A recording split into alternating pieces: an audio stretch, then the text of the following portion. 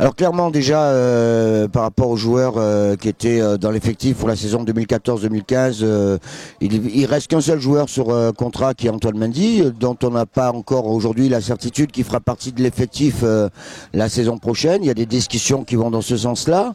Et ensuite avec Laurent Leniam, donc on part d'une feuille blanche pour construire ce nouvel effectif. Il y a déjà eu des signatures, on s'est donné comme priorité de trouver les joueurs formés localement, qu'on dit plus clairement les joueurs JFL, les joueurs français.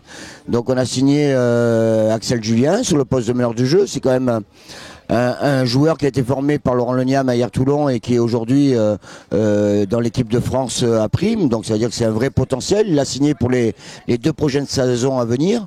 On a un accord de principe avec Marc Judith qui nous vient de Nanterre, pareil pour une période de 2 ans. On sait que Marc a été un élément prépondérant dans la réussite de Nanterre ces dernières années. Déjà par rapport à ses qualités défensives et cette envie de relever un nouveau challenge avec cette équipe de la JDA.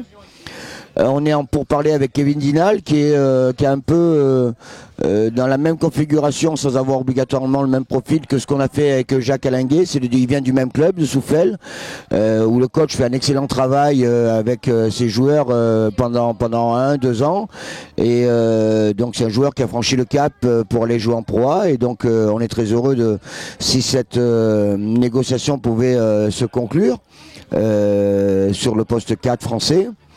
Il nous reste un poste 5-4 français à trouver. Après, on se pose des questions en termes de masse salariale. Si sur le poste 2 français, soit on recherche un profil de joueur qui pourrait rentrer dans cette fameuse masse salariale, ou au contraire, essayer de trouver une solution en interne avec les jeunes issus du club. Ça, c'est concernant les joueurs français.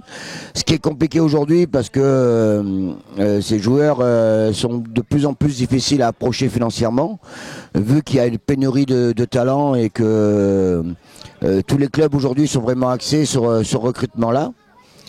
Et bien évidemment, après, on a commencé à bosser avec les joueurs US. Donc là aussi, c'est compliqué. Vous savez, nous, on est confronté à un problème. Le basket, c'est la valeur du dollar. Et le dollar n'est plus ce qu'il était par rapport à l'euro, l'euro par rapport au dollar. Il y a un an de ça, donc mais le salaire en dollars, lui, ne change pas. Mais le delta, il est important. Donc on laisse passer un petit peu l'orage, on va dire. On va attendre que les agents américains reviennent à de meilleures dispositions pour que ça soit un peu plus accessible.